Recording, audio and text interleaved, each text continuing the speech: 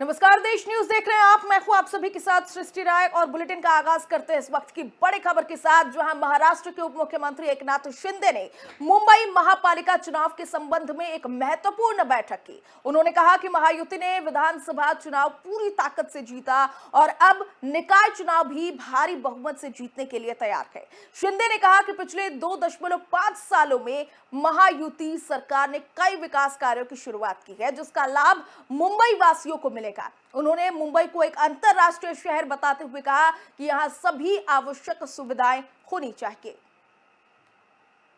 बैठक मुंबई महापालिका चुनाव के ऊपर थी और जैसे विधानसभा का चुनाव महायुति ने बड़ी ताकत से जीता हुआ है, लैंडस्लाइड विक्ट्री हुई है, न भूतो न भविष्य ऐसी जीत हुई है और मुंबई का विकास करना है।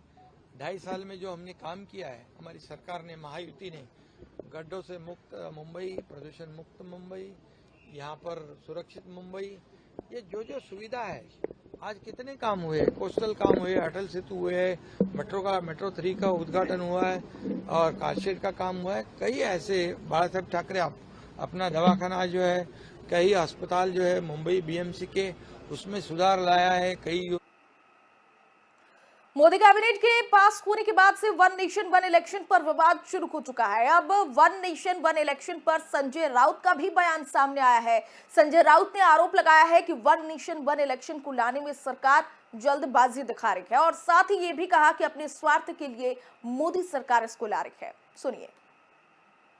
जी है, उस बारे में कोई ठीक से संशोधन या रिसर्च नहीं किया है। मोदी जी हमेशा अपने मन की बात बोलते हैं। जनता के मन में क्या है या जो अपोजिशन के लोग हैं उनके मन में क्या है, उस बारे में कभी सोचते नहीं। ये एक संघ राज्य व्यवस्था है हमारे देश में।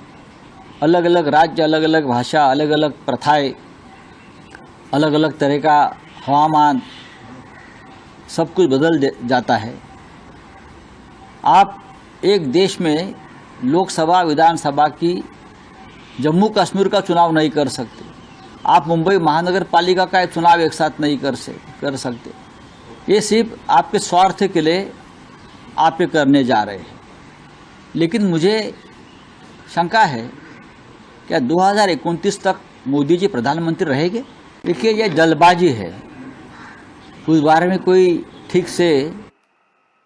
उल्लासनगर महानगर पालिका की संपत्ति का घोटाले का पूरा मामला तुल पकड़ता हुआ नजर आ रहा है। ये घोटाला सेंचुरी कंपनी से जुड़ा हुआ है, जहां संपत्ति कर की राशि में बड़े स्तर पर कटौती देखने को मिली है।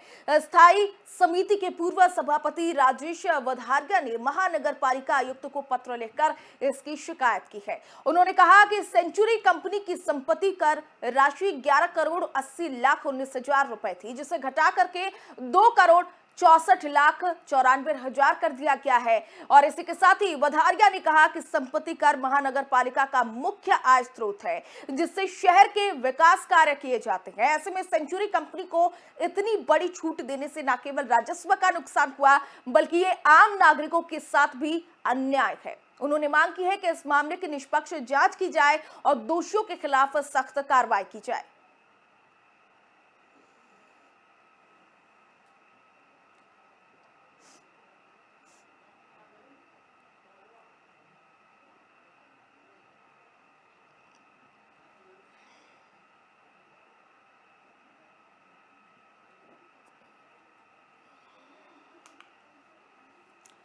तो बताते चले, अब इस पूरे मामले पर सियासत भी देखने को मिल रही है। निष्पक्ष जांच की जाए और दोषियों के खिलाफ सख्त कार्रवाई को लेकर के अब मांग उठने लगी है। बताते चले कि ये बड़ी छूट देने से केवल राजस्व का नुकसान नहीं हुआ है, बल्कि ये आम नागरिकों के साथ भी एक बड़ा अन्याय देखा जा रहा है। उन्होंने मांग की है कि इस पूरे मामले की निष्पक्ष जांच की जाए और दोषियों के खिलाफ सख्त कार्रवाई की जाए।